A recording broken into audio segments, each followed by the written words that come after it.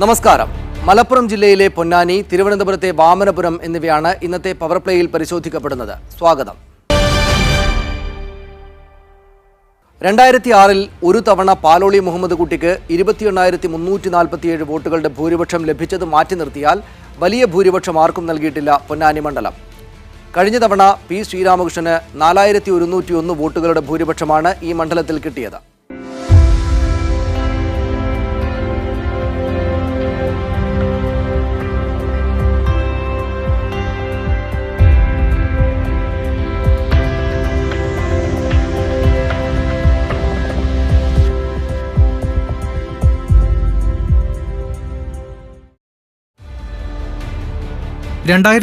പാലോളി മുഹമ്മദ് കുട്ടി നേടിയ 28,347 വോട്ടാണ് പൊന്നാനിയിലെ ഏറ്റവും വലിയ ഭൂരിപക്ഷം.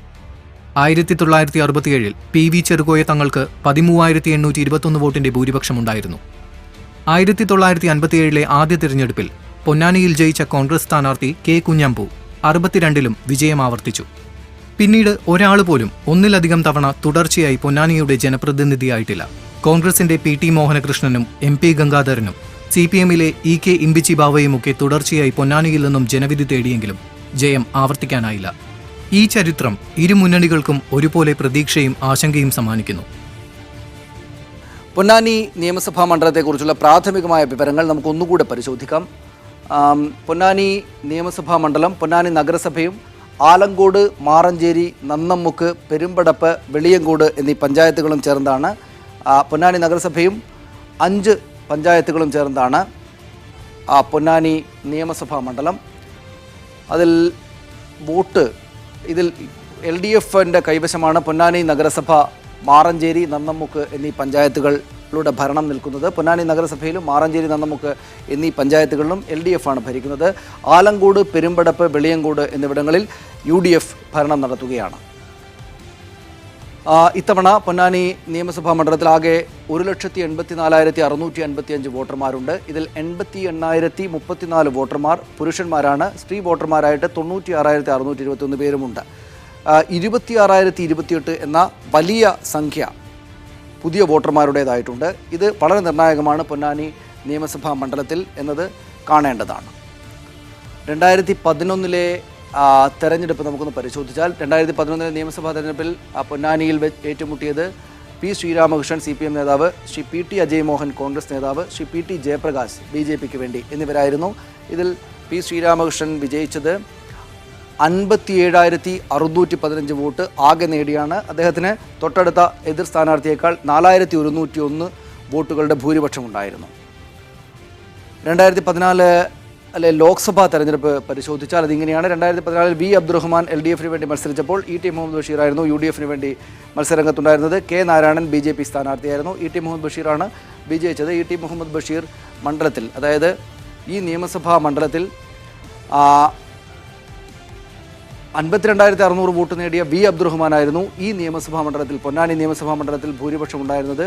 7,658 വോട്ടുകളുടെ ഭൂരിപക്ഷമാണ് V അബ്ദുറഹ്മാന് ഈ മണ്ഡലത്തിലുണ്ടായിരുന്നത്. ET മുഹമ്മദ് ബഷീറാണ് ലോക്സഭാ തെരഞ്ഞെടുപ്പിൽ വിജയിയായതെങ്കിലും പൊന്നാനി നിയമസഭാ മണ്ഡലത്തിൽ 52,600 വോട്ട് നേടിയ V അബ്ദുറഹ്മാനായിരുന്നു ഭൂരിപക്ഷമുണ്ടായിരുന്നത്. അതും നിസ്സാരമല്ല. 7,658 വോട്ടുകളുടെ ഭൂരിപക്ഷം അദ്ദേഹത്തിനുണ്ടായിരുന്നു എന്നത് നമ്മൾ കണക്കിലെടുക്കേണ്ടതാണ്.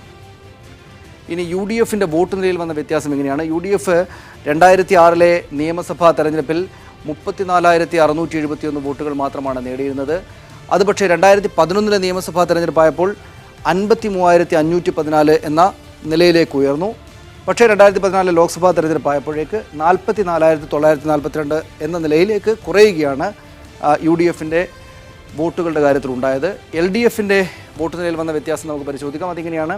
2006 വലിയ വോട്ടുകൾ അവർ നേടിയിരുന്നു ഈ മണ്ഡലത്തിൽ. പൊന്നാനിയിൽ 63,018 വോട്ടുകളാണ് 2006 നിയമസഭാ തെരഞ്ഞെടുപ്പിൽ അവർ നേടിയിരുന്നത്. 2011 നിയമസഭാ തെരഞ്ഞെടുപ്പായപ്പോൾ അത് കുറഞ്ഞു, 57,615 കുറഞ്ഞു. 2014 ലോക്സഭാ തെരഞ്ഞെടുപ്പായപ്പോൾ പൊന്നാനി നിയമസഭയിലെ വോട്ടുകളുടെ എണ്ണം 52,600 മാത്രമായിരുന്നു LDFനെ സംബന്ധിച്ചിടത്തോളം. ഈ 3 തെരഞ്ഞെടുപ്പുകളിൽ ക്രമാനുഗതമായ കുറവാണ് അവരുടെ വോട്ട് നിലയിൽ ഉണ്ടായിരിക്കുന്നത് എന്നാണ് ഈ ചാർട്ട് വ്യക്തമാക്കുന്നത്. കഴിഞ്ഞ തവണ CPMന്റെ ശ്രീരാമകൃഷ്ണൻ 4,101 വോട്ടിനാണ് പൊന്നാനിയിൽ നിന്നും വിജയിച്ചത്. ശക്തമായ മത്സരമാണ് CPM-ഉം കോൺഗ്രസും തമ്മിൽ പൊന്നാനിയിൽ നടന്നത്. 2006 പാലൊളി നേടിയ 28,343 വോട്ടിന്റെ ഭൂരിപക്ഷം 2011 ശ്രീരാമകൃഷ്ണൻ മത്സരിച്ചപ്പോൾ 4,101 വോട്ടായി കുറഞ്ഞു. പാലൊളി തന്നെ പൊന്നാനിയിൽ മത്സരിക്കണമെന്ന വികാരം 2011 ശ്രീരാമകൃഷ്ണന്റെ ഭൂരിപക്ഷം കുറഞ്ഞതിന് കാരണങ്ങളിലൊന്ന് ഇതാണ്. 2001 മുതൽ 5 വർഷം അധികാരത്തിലിരുന്ന UDF സർക്കാരിനെതിരായ വികാരം 2006 തിരഞ്ഞെടുപ്പിൽ പ്രതിഫലിച്ചിരുന്നു. മുസ്ലിം ലീഗ് നേതാക്കളായ PK കുഞ്ഞാലിക്കുട്ടിയും MK മുനീറും ET മുഹമ്മദ് ബഷീറുമൊക്കെ തോൽവി രുചിച്ച തെരഞ്ഞെടുപ്പ്. ആ വികാരത്തിന്റെ പ്രതിഫലനം പൊന്നാനിയിലുമുണ്ടായി. പാലൊളിയുടെ ഭൂരിപക്ഷം 28,000 കടന്നത് അതുകൊണ്ടുകൂടിയായിരുന്നു. 2011 VS അച്യുതാനന്ദൻ സർക്കാരിനെതിരായ വികാരം, ഐസ്ക്രീം കേസിന്റെ തിരിച്ചുവരവും അഴിമതി കേസിൽ R ബാലകൃഷ്ണപിള്ളയെ ശിക്ഷിച്ചതും ചേർന്ന് തണുപ്പിച്ച സാഹചര്യത്തിലായിരുന്നു ശ്രീരാമകൃഷ്ണൻ 4,101 വോട്ടിന് വിജയിച്ചത്. ഇതിനൊപ്പം പാലൊളിയുടെ പിൻവാങ്ങലും. മത്സ്യത്തൊഴിലാളികളിൽ വലിയൊരു വിഭാഗം പാലൊളി വേണമെന്ന നിലപാട് സ്വീകരിച്ചു. മുൻ MLA PT മോഹനകൃഷ്ണന്റെ മകനാണ് UDF സ്ഥാനാർത്ഥിയായ അജയ് മോഹൻ എന്നതും മത്സരം ശക്തമാക്കി. അജയ് മോഹൻ പൊന്നാനി സ്വദേശിയാണെന്നതിനെ UDF പ്രചരണായുധമാക്കി. നാട്ടുകാരന് വോട്ട് ചെയ്യണമെന്ന UDF ആവശ്യം മത്സരത്തെ കൂടുതൽ ശക്തമാക്കുകയും ചെയ്തു. ഇക്കുറി ശ്രീരാമകൃഷ്ണനും അജയ് മോഹനും തമ്മിലാണ് പ്രധാന മത്സരം. പക്ഷേ സ്വദേശി വരുത്തൻ തർക്കം പ്രസക്തമല്ലാതായി.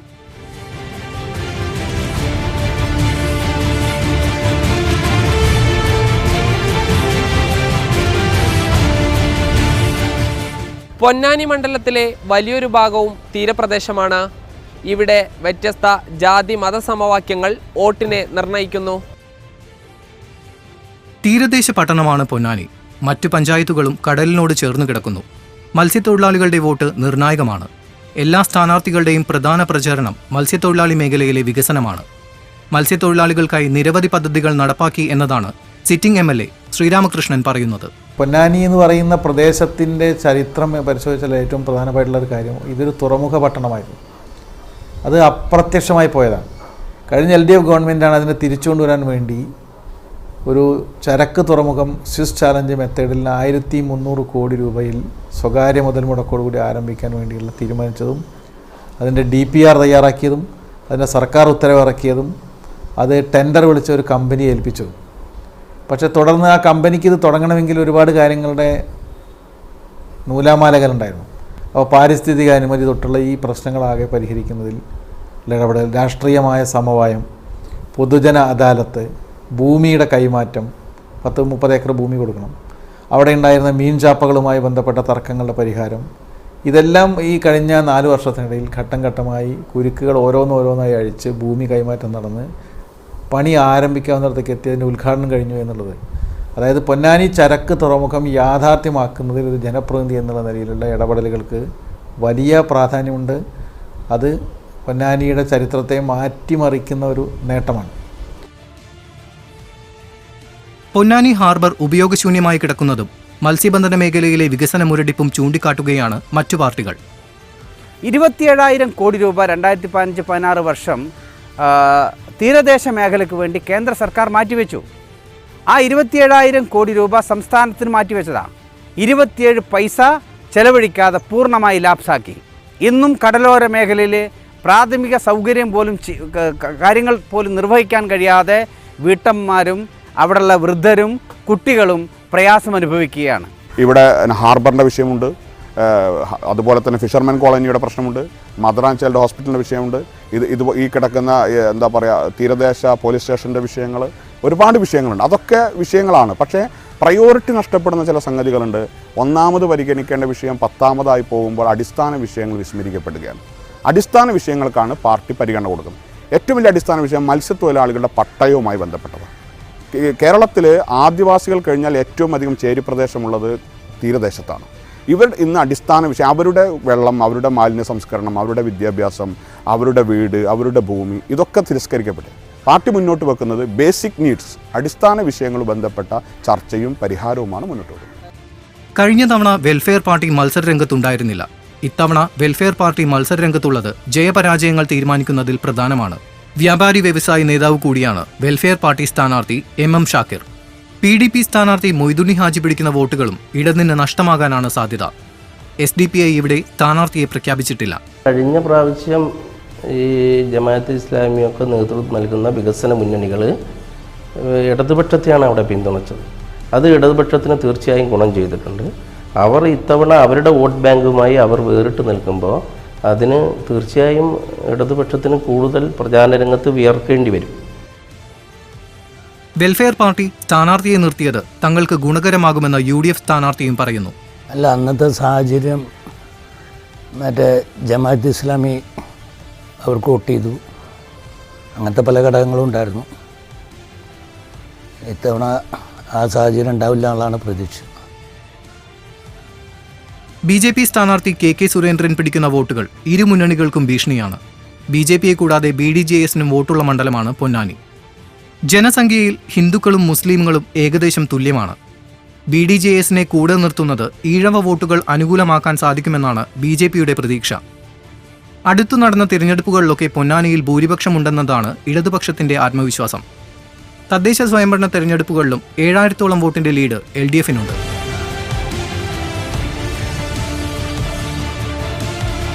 പ്രാദേശിക വികസനത്തെക്കുറിച്ചുള്ള ചർച്ചകൾ, ചെറുപാർട്ടികൾ പിടിക്കുന്ന വോട്ട്, ഇവയാകും പൊന്നാനിയിലെ ജയപരാജയങ്ങളെ നിർണ്ണയിക്കുക.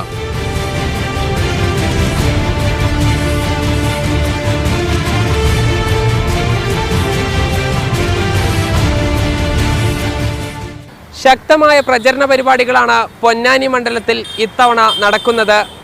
അതുകൊണ്ട് തന്നെ മത്സരവും കടുക്കും. ഏകപക്ഷീയമായി ആർക്കും വിജയിച്ചു കയറാൻ പൊന്നാനിയിൽ ഇത്തവണ സാധിക്കില്ല.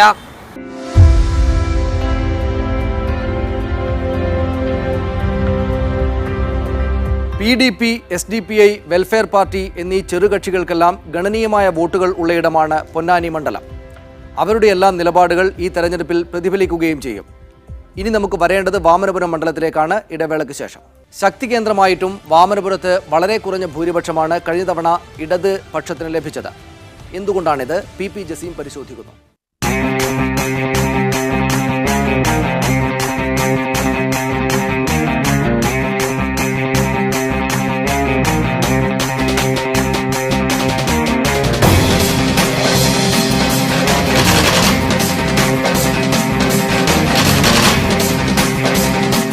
കഴിഞ്ഞ നിയമസഭാ തെരഞ്ഞെടുപ്പിൽ ഇടതുപക്ഷത്തിന് തിരുവനന്തപുരം ജില്ലയിൽ ഏറ്റവും കുറവ് ഭൂരിപക്ഷം ലഭിച്ച മണ്ഡലമാണ് വാമനപുരം. 2236 വോട്ടിന് വിജയിച്ച കോലിയക്കോട് കൃഷ്ണൻ നായർക്ക് ജനസ്വീകാര്യത കുറഞ്ഞത് എന്തുകൊണ്ടാണ്? തിരുവനന്തപുരം ജില്ലയിൽ ഇടതുപക്ഷത്തിന്റെ ഉറച്ച സീറ്റ്. വാമനപുരത്തിന് ഈ വിശേഷണം ചേരും. 1977 മുതൽ ഇങ്ങോട്ട് ഇടതുപക്ഷം മാത്രമേ ഇവിടെ ജയിച്ചിട്ടുള്ളൂ. 2011 പക്ഷേ ഭൂരിപക്ഷം കുറഞ്ഞു. ഈ തെരഞ്ഞെടുപ്പിൽ വാമനപുരത്തെ ശ്രദ്ധേയമാക്കുന്നതും ഈ ഘടകമാണ്. ഭൂരിപക്ഷം കുറയാൻ കാരണം മണ്ഡല പുനർനിർണയമാണെന്നാണ് കഴിഞ്ഞ തവണ ജയിച്ച CPM നേതാവ് കോലിയക്കോട് കൃഷ്ണൻ നായരുടെ വാദം. ഈ മണ്ഡലം കോൺഗ്രസ്സുകാർക്ക് ജയിക്കാൻ വേണ്ടിയിട്ട് ഡിലിമിറ്റ് ചെയ്ത മണ്ഡലമാണ്. അതിന് 14,000 വോട്ട് കൂടുതൽ കിട്ടുന്ന മാണിക്യ പഞ്ചായത്തിന് നെടുമങ്ങാട് നിയോജക മണ്ഡലത്തിലും അവിടുന്ന് ഒരു 3000 വോട്ട് കുറവ് കിട്ടുന്ന ആനാട് പനവൂർ ഇങ്ങോട്ടും ചേർത്തപ്പോൾ ആനോട്ടേക്കും ചേർത്തപ്പോൾ കോൺഗ്രസ്സിന് സുരക്ഷിതം ഉണ്ടായി എന്നാണ് എല്ലാവരും ധരിച്ചത്. പക്ഷേ കഴിഞ്ഞ തവണ ഞാൻ നിന്നപ്പോൾ അവരെനിക്ക് വോട്ട് ചെയ്തു, എന്നെ വിജയിപ്പിക്കാനില്ല. 2006 തെരഞ്ഞെടുപ്പിൽ ഇടതുപക്ഷ സ്ഥാനാർത്ഥി J. അരുന്ധതിക്ക് 6000-ലധികം വോട്ടിന്റെ ഭൂരിപക്ഷമുണ്ടായിരുന്നു. ചെല്ലഞ്ചിപ്പാലം നിർമ്മാണത്തിന് തുടക്കം കുറിച്ചത്, വെഞ്ഞാറമൂട് KSRTC ഡിപ്പോ തുടങ്ങിയത്, സ്കൂളുകൾക്ക് ഫണ്ട് അനുവദിച്ചത് തുടങ്ങിയവയുൾപ്പെടെ ഭേദപ്പെട്ട പ്രകടനമാണ് അരുന്ധതി നടത്തിയത്. എന്നിട്ടും 5 തവണ MLA ആയ കോലിയക്കോടിന് ഭൂരിപക്ഷം കുറഞ്ഞു. അതിന് മണ്ഡല പുനർനിർണയത്തിന് പുറത്ത് കാരണങ്ങളുണ്ടായിരുന്നു. അപ്പോൾ കഴിഞ്ഞ തവണ കോലിയക്കോട് കൃഷ്ണൻ നായർക്ക് ഇവിടെ ഉണ്ടായിരുന്ന അനുകൂലമായിട്ടുള്ള ഫാക്ടറിനേക്കാൾ VS പക്ഷക്കാരുടെ ഇടപെടൽ ശക്തമായി. പാങ്ങോട് പഞ്ചായത്ത്, വാമനപുരം, നെല്ലനടി പഞ്ചായത്തുകളിലൊക്കെ ഉള്ള VS ഫാക്ടറികൾ കൃഷ്ണൻ നായരുടെ വോട്ട് കുറയാൻ കാര്യമായിട്ടുണ്ട്. കൃഷ്ണൻ നായരെ സംബന്ധിച്ച് ഒരു മാടമ്പിയാണ് എന്നൊരു ചിന്ത പാർട്ടിക്കാർക്കിടയിൽ വ്യാപകമായിട്ടുണ്ട്. ഇതൊക്കെ ഇവർ സഖാവേ എന്നും പറഞ്ഞ് നിൽക്കുമ്പോഴും സമയം കിട്ടുമ്പോൾ ഒരു വെട്ടി കൊടുക്കും. അങ്ങനെ വെട്ടി കുറഞ്ഞു വന്ന വോട്ടുകളാണത്. 2 C. മോഹനചന്ദ്രൻ എന്ന് പറയുന്ന കോൺഗ്രസിൻ്റെ കാൻഡിഡേറ്റ് ഒരു 3-4 കാലയളവിന് ശേഷം കോൺഗ്രസ് നേരിട്ട് മത്സരത്തിന് വരുന്ന അതാണ് കഴിഞ്ഞ തെരഞ്ഞെടുപ്പ്. 2010 തദ്ദേശ സ്വയംഭരണ തെരഞ്ഞെടുപ്പിൽ ഇടതുപക്ഷത്തിന് വൻ തിരിച്ചടിയേറ്റതും ഇതേ കാരണത്താലാണ്. 9 പഞ്ചായത്തുകളിൽ പാങ്ങോട് മാത്രമാണ് ഇടതുപക്ഷത്തിനൊപ്പം നിന്നത്. 7 UDF നേടി, 1 ബലാബലവും. VS പക്ഷക്കാരായ നിരവധി പേർ പല കാരണങ്ങളാൽ CPIയിലേക്ക് ചേക്കേറിയത് ഈ സമയത്തായിരുന്നു.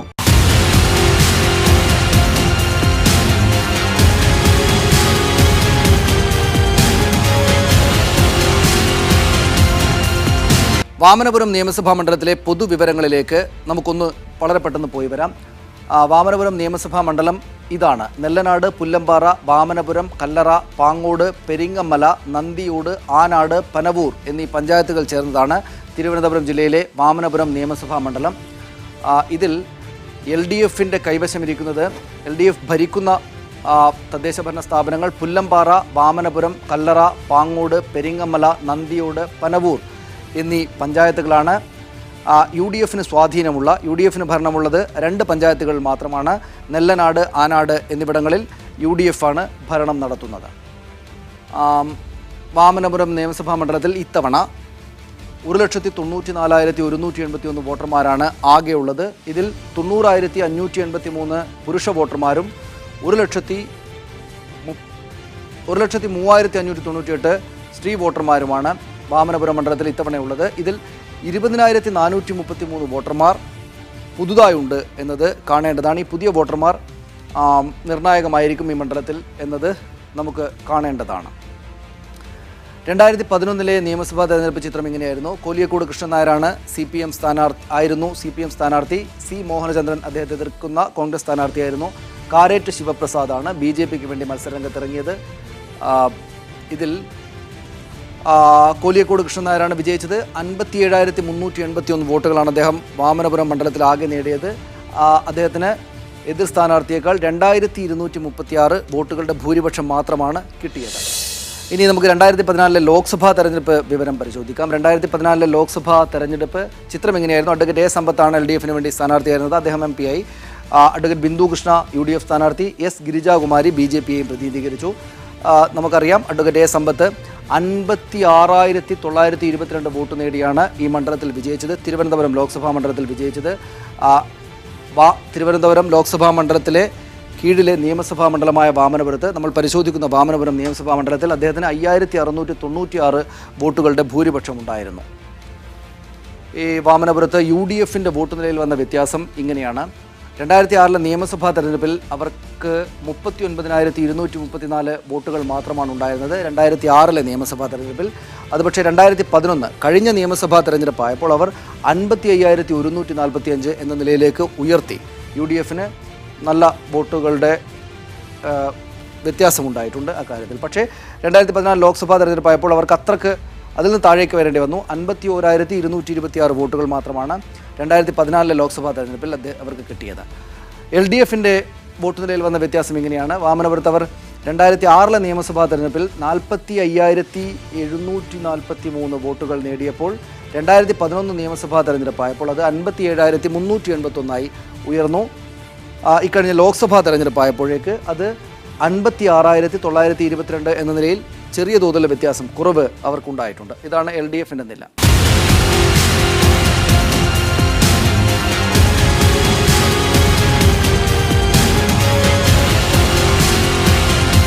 കോലിയക്കോട് കൃഷ്ണൻ നായർ ഇത്തവണ മത്സരരംഗത്തില്ല. പകരം CPM Venjaramoodu area secretary DK മുരളിയാണ് LDF സ്ഥാനാർത്ഥി. കോൺഗ്രസ് നേതാവും മുൻ MLAയുമായ ശരത്ചന്ദ്ര പ്രസാദാണ് UDFനായി അംഗത്തിനിറങ്ങുന്നത്. BDJസും മത്സരരംഗത്തെ ശക്തമായ സാന്നിധ്യമാണ്. വിഭാഗീയത ഏറെക്കുറെ പരിഹരിക്കപ്പെട്ടുവെന്ന ആശ്വാസം CPMനുണ്ട്. അതുകൊണ്ട് തന്നെ വിജയത്തിൽ DK മുരളിക്ക് സംശയമില്ല. അത്തരം പ്രശ്നങ്ങളെല്ലാം പരിഹരിക്കപ്പെട്ടിട്ടുണ്ട്. ഇടതുപക്ഷ ജനാധിപത്യ മുന്നണി വളരെ ഐക്യത്തോടു കൂടിയാണ് ഇപ്പോൾ പ്രവർത്തനം ആരംഭിച്ചിട്ടുള്ളത്. മണ്ഡലത്തിൽ UDF സ്ഥാനാർത്ഥിയായി ആദ്യം കേട്ടിരുന്നത് രമണി P. നായരുടെ പേരാണ്. അവസാന നിമിഷം സീറ്റ് നിഷേധിക്കപ്പെട്ടത് അണികളിൽ പ്രതിഷേധത്തിനിടയാക്കിയിട്ടുണ്ട്. ഇത് മുതലെടുക്കാമെന്നും ഇടതുമുന്നണി കണക്കുകൂട്ടുന്നു. എന്നാൽ ഇതൊന്നും തെരഞ്ഞെടുപ്പിൽ പ്രതിഫലിക്കില്ലെന്നാണ് ശരത്ചന്ദ്ര പ്രസാദിന്റെ വിശ്വാസം. ഞങ്ങളുടെ സ്ഥാനാർത്ഥി നിർണയത്തിൽ ഞങ്ങൾക്ക് MM ഹസൻ, കരവളം കൃഷ്ണപിള്ള, രമണി P. നായർ, ഞാൻ, യൂത്ത് കോൺഗ്രസിൻ്റെ ചില നേതാക്കന്മാർ, DCC പലർക്കും ആഗ്രഹം ഉണ്ടായിരുന്നു. അവരുടെ എല്ലാം പേര് ഞങ്ങൾ പാനലിൽ ഇട്ടു. ഓരോ സ്റ്റെപ്പിലും ഓരോരുത്തരിങ്ങനെ എലിമിനേറ്റ് ചെയ്തു. ഹസന് വേറൊരു സ്ഥലത്ത് കൊടുത്തു, രമണിക്ക് വേറൊരു സ്ഥലത്ത് കൊടുക്കാൻ വേണ്ടി ശ്രമിച്ചു. പിന്നെ നടന്നില്ല.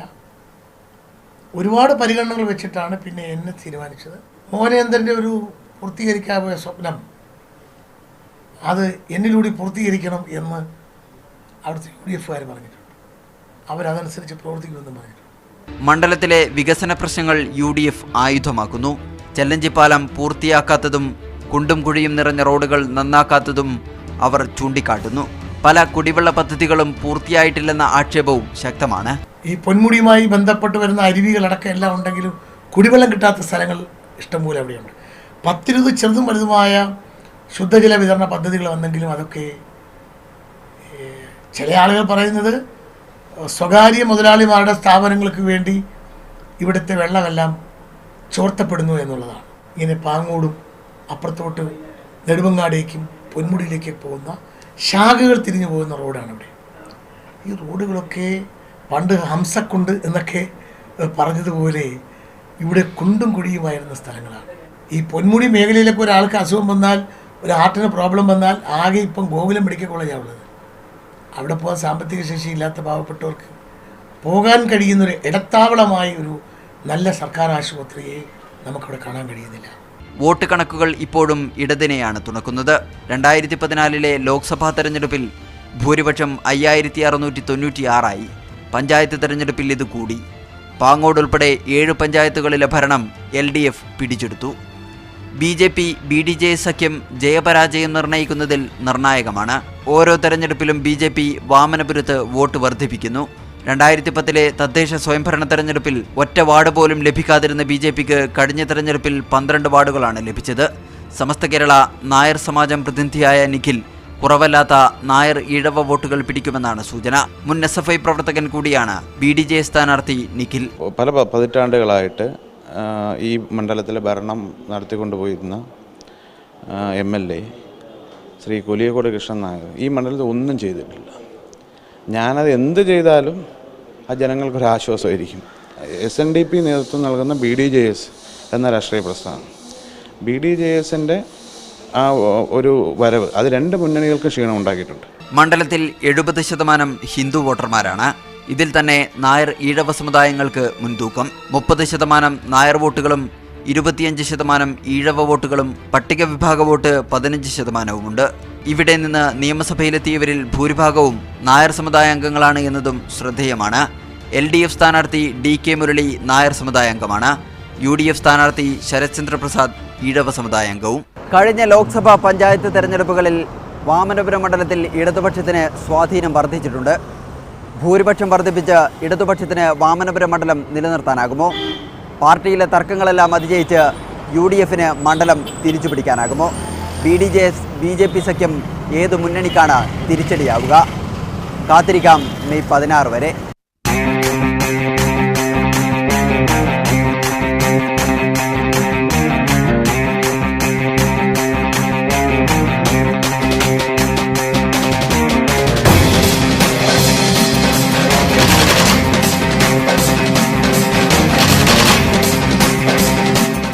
രാഷ്ട്രീയ പ്രശ്നങ്ങൾക്ക് പുറമെ സാമുദായിക സമവാക്യങ്ങളും വോട്ട് ഗതി നിർണ്ണയിക്കുന്ന മണ്ഡലത്തിൽ മത്സരരംഗത്തുള്ള പ്രധാനികൾക്ക് ആത്മവിശ്വാസമുണ്ട്. അതിന് കാരണങ്ങളുമുണ്ട്. പോരാട്ടം പക്ഷേ കടുത്തത് തന്നെയാകും, പ്രവചനാതീതവും. പവർ പ്ലേയുടെ ഈ എപ്പിസോഡ് പൂർണ്ണമാകുന്നു. നമസ്കാരം.